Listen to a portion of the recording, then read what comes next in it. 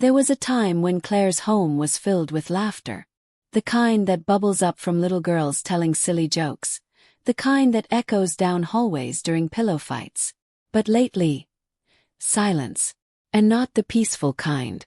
This was the kind of silence that pressed against Claire's chest when she tiptoed past her daughter's room each night. The kind that made her pause outside the door listening, always listening, for something she couldn't quite name. 8-year-old Lily used to beg for just 5 more minutes at bedtime. Now she curled into a tight ball beneath her blankets, staring at the wall with wide, watchful eyes. She'd stopped asking for her nightlight months ago. Kids grow out of those things, Daniel had said with that easy smile of his. But Claire knew better. It was the little things at first. How Lily's chatter vanished the moment Daniel's car pulled into the driveway. The way her small hands trembled when passing him the salt at dinner. That faint purple mark on her wrist. She fell off the swing, Daniel explained, swirling his whiskey. Then came the night Claire found the note.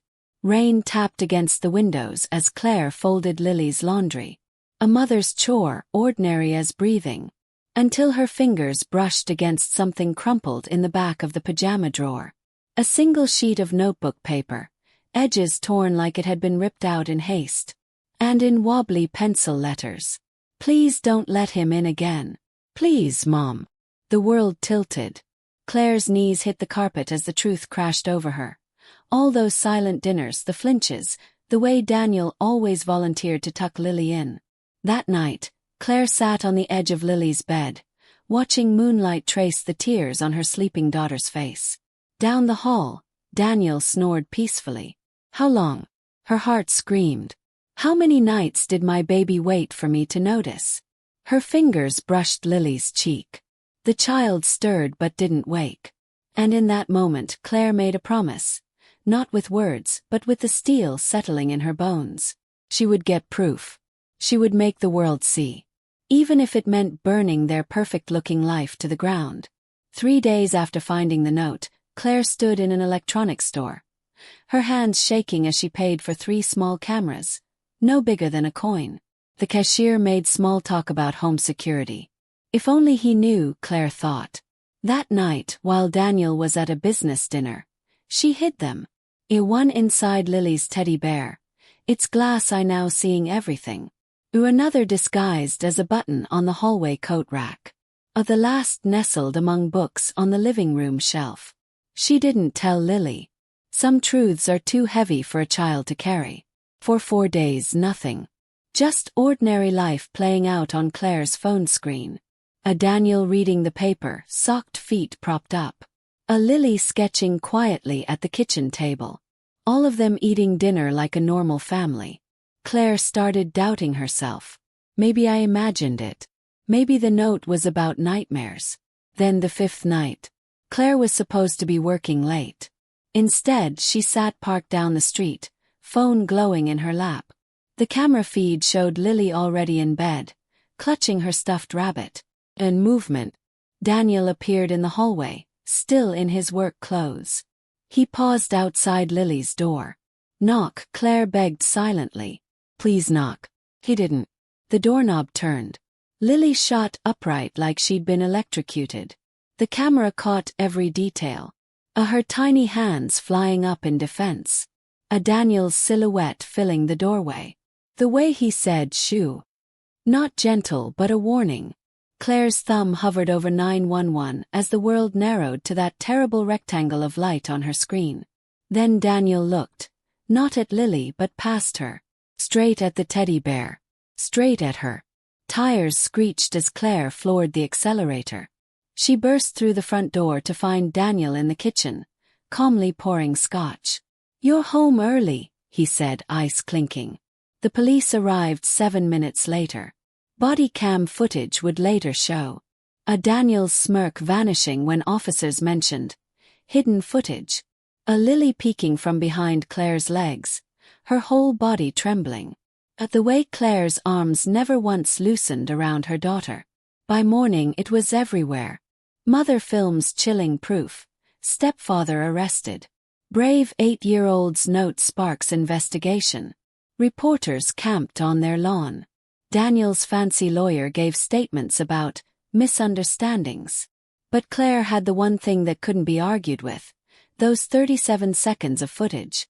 37 seconds that would send a monster away. The wooden bench creaked as Lily squeezed her mother's hand hard enough to leave crescent moons in her palm. Across the courtroom, Daniel sat perfectly postured. Same tailored suit, same calm expression. Like this was just another business meeting. Then the judge played the footage. And for the first time, everyone heard what Claire had heard through the phone that night. "You'll get us in trouble if you tell," Daniel's voice hissed from the speakers. A sound escaped Lily. Not a cry but a whimper, the kind a dog makes when it's been kicked too many times. Claire watched as 12 jurors' faces transformed in real time. 5 years, the judge announced. Claire's stomach clenched.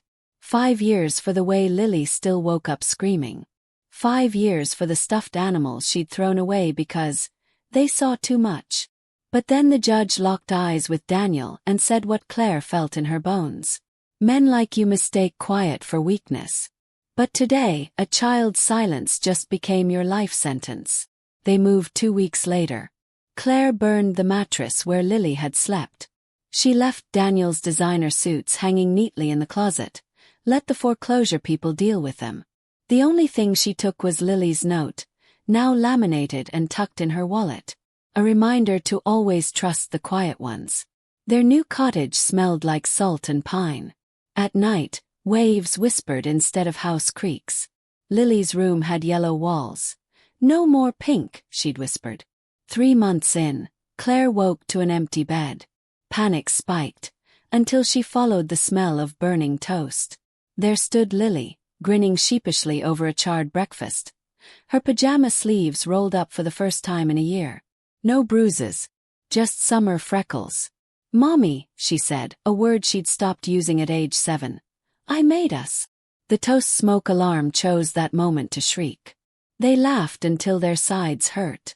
It started with a shoebox wrapped in rainbow duct tape. Lily's idea. "Kids need secret ways to tell," she explained to her school counselor. Soon, 5 schools had these boxes in their nurses' offices. Then 50. Claire found the first thank you note in their mailbox. "Because of you, my daughter showed me her bruises." 1 year to the day of the sentencing, they sat watching sunset paint the ocean gold. Lily, now 9, suddenly asked, "Can you forgive someone but never want to see them again?" Claire's breath caught. She chose her words like stepping stones. "Forgiveness isn't for them, baby. It's so their poison doesn't stay in your veins." Lily nodded, then pressed her ear to Claire's chest, listening for that steady heartbeat that had never once failed her. "Tonight, if you peek through their cottage window, you'll see a mother typing at 2 a.m., emails from Brazil blinking on her screen, a child's science homework covered in star stickers, and on the fridge, a new note in wobbly cursive. Today I wasn't scared at all." This family's story traveled farther than they ever imagined. But here's the secret. It started with one person choosing to see. So I'll leave you with this. Who in your life needs you to notice their silence? Because sometimes, the quietest whispers hold the loudest truth.